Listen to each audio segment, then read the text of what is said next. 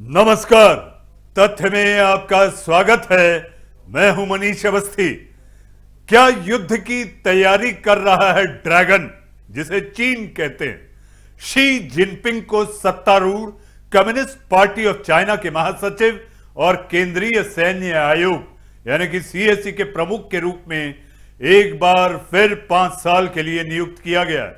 CMC प्रमुख के रूप में तीसरे कार्यकाल का पदभार ग्रहण करते ही जिनपिंग दुनिया की सबसे बड़ी सेना यानी कि जिसकी संख्या 20 लाख को संबोधित करते हुए कहा कि दुनिया पिछले एक सदी से बहुत ही अधिक परिवर्तनों से गुजर रही है, जिसके कारण चीन की राष्ट्रीय सुरक्षा बढ़ती अस्थिरता और अनिश्चितता का सामना कर रही है। जिनपिंग ने राष्ट्रीय संप्रभुता, सुरक्षा और विकास के लिए पार्टी और नागरिकों को ठीक से काम करने का निर्देश भी दिया है। सेना को युद्ध की तैयारी के लिए अपनी सारी ऊर्जा लगा देने का आदेश दिया है। जिनपिंग ने सेना के एक्शन मोड में रहने के आदेश भी दिए हैं। कमान के तीर की तरह तैयार रहें। चीनी सेना शी जिनपिंग के सेना संबोधन पर टिप्पणी करते हुए चीन के रिटायर्ड वायुसेना जनरल और सीएमसी के पूर्व उप चेयरमैन जू क्यलांग ने कहा कि चीनी आर्मी को शांति काल से युद्ध काल में तेजी से परिवर्तन होने के लिए तैयार रहना चाहिए। साउथ चाइना मॉर्निंग पोस्ट के मुताबिक जू क्यलांग ने कहा कि चीनी आर्मी को हमेशा कमान के तीर की तरह तैयार रहना चाहिए ताकि यह सुनिश्चित हो सके सैनिक हर समय लड़ने और दो हाथ करने के लिए तैयार है। ऐसा अंदेशा जताया जा रहा है कि चीन ने यह फैसला ताइवान में बढ़ते राजनयिक दखल, भारत के साथ सीमा विवाद और अमेरिका के साथ विभिन्न मुद्दों को लेकर चल रहे गतिरोध को लेकर किया है। अगस्त में अमेरिकी सांसद की निचली सदन की नेता नैन्सी पॉलिसी के ताइवान यात्रा के बाद से ही चीन खफा यानी नाराज चल रहा है। चीन की कड़ी प्रतिक्रिया के बाद भी अमेरिकी नेता नैन्सी पॉलिसी ने ताइवान का दौरा किया था, जिससे खफा होकर चीन ने अमेरिका से कहा था कि आग से खेलना ठीक नहीं। पॉलिसी की इस यात्रा के बाद चीन ने ताइवान जलडमरू मध्य में बड़े पैमाने पर सैन्य अभ्यास किया था। आइए जानते हैं कि चीन किन किन कारणों से सैन्य अभ्यास पर जोर दे रहा है। ताइवान को अमेरिका के समर्थन से चिंतित चीन। अगस्त में नैन्सी पॉलिसी ने ताइवान यात्रा के दौरान वहां की राष्ट्रपति के साथ साझा बयान में कहा था, अमेरिका ताइवान के समर्थन में एकजुट है।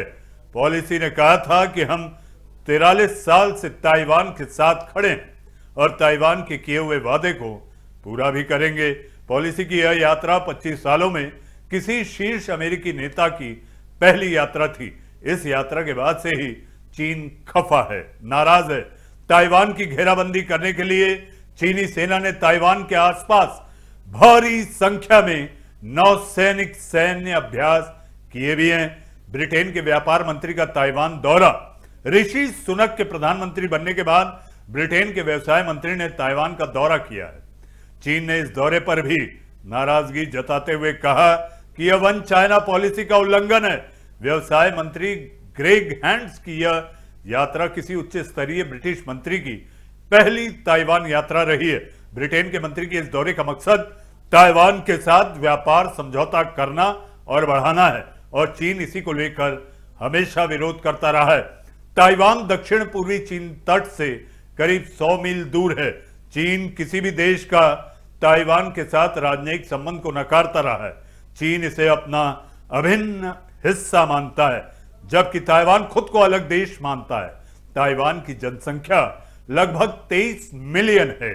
ताइवान का अपना संविधान है और यहां लोगों की चुनी हुई सरकार है। चीन और ताइवान का विवाद लगभग पिछले 74 सालों से चला आ रहा है, लेकिन हाल में ताइवान में बढ़ते राजनीतिक दखल के बाद यह विवाद और तेज हो गया है। जून 2020 में लद्दाख की गलवान घाटी में भारतीय सेना के साथ झड़प का मामला अभी पूरी तरह से सुलझा नहीं है। इस झड़प में 20 भारतीय सैनिक शहीद हो गए थे। वास्तविक नियंत्रण रेखा यानी एलएसी पर भारत और चीन के बीच कई सालों से 12 जगहों पर विवाद चल रहा है। सितंबर 2022 में भारत और चीन के बीच सॉल्वे दौर की बातचीत के बाद दोनों देशों की सेनाएं गोगरा हॉट स्प्रिंग से पीछे हटने के लिए राजी हुई हैं।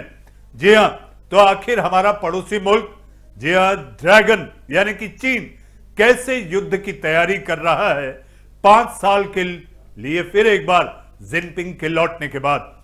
तथ्य में आज के लिए बस इतना ही। नमस्कार।